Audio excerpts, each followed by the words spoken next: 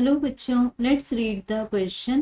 In the given situation, the spring is compressed by the block by an amount x. If the block is released, then it will rise to a height h on the inclined plane.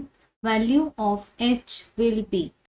So इसका reference ले सकते हैं हम class 11th volume 1 NCERT page number 123 से, जिसमें given है हमें the potential energy stored in the spring.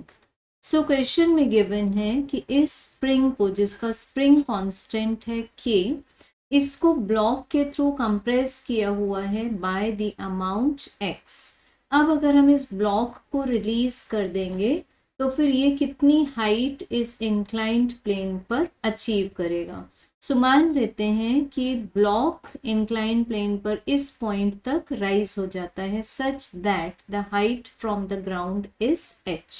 So basically यहाँ पर हम अप्लाई कर रहे हैं law of conservation of mechanical energy, जिसके according potential energy stored in the spring is converted in the potential energy for the block to raise the height h against gravitational forces. So what is the potential energy of the spring?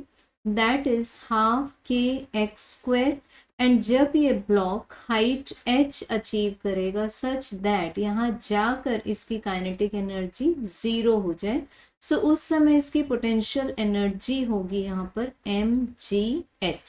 So we can have the value of height h equals to kx square divided by 2mg।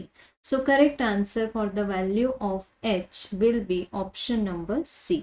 Thank you.